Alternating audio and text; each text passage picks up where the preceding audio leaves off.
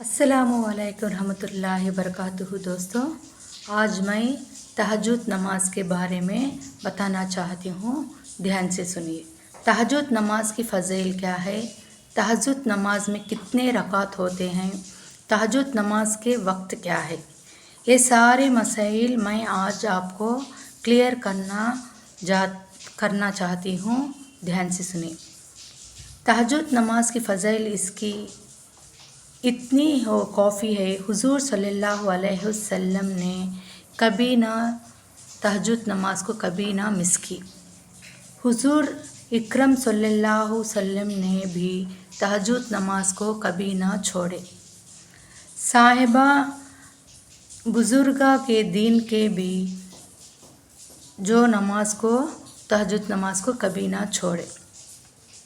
हमारी जो नमाज 5 वक्त के होते हैं ना, 5 वक्त नमाज के बाद अगर कोई नमाज अहमियत वाली नमाज है, वही तहज्जुद नमाज है। तहज्जुद नमाज में बेशुमार फ़जीलतें हैं। ये हदीस का मफ़हूम है। तहज्जुद नमाज का वक्त आसमानी बुनियाद दुनिया पर आ जाते हैं। फरमाते हैं कि कोई मांगने वाला है, उसको दूँ। है कोई मुझसे मग़फ़िरत करने वाला, मैं मग़फ़िरत कर दूँ। है कोई मुझसे बख्शीश तलब करने वाला, उसको बख्श कर दूँ। रात की आखिरी वक्त उसको पढ़ना है। नमाज के पढ़ते हैं। इस तरह से 2 रकात से लेकर 12 रकात पढ़ना है। तहज्जुद में 2 रकात करके 12 रकात पढ़ सकते हैं। कम से कम 2 रकात, ज़्यादा से ज़्यादा 12 रकात पढ़ना है। रात के आखिरी हिस्सा है, वो तहज्जुद नमाज का बेस्ट वक्त है। रात के 3 हिस्से होते हैं, वो आखिरी हिस्से में तहज्जुद नमाज पढ़ने से फ़ायदा ज़्यादा मिलता है। जो तहज्जुद नमाज कब से शुरू होता है, इशा के नमाज के बाद तहज्जुद नमाज का वक्त शुरू होता है। आखिरी हिस्से में तहज्जुद नमाज को पढ़ने से बेस्ट वक्त होता है। जो आप उठ सके पाते वो लोग इस नमाज को इशा नमाज के बाद 4 रकात करके 8 रकात पढ़ के सो जाएं, वो तहज्जुद नमाज के बराबर होते हैं। तहज्जुद नमाज पढ़ने वाले की दुआ कबूल हो जाएगी।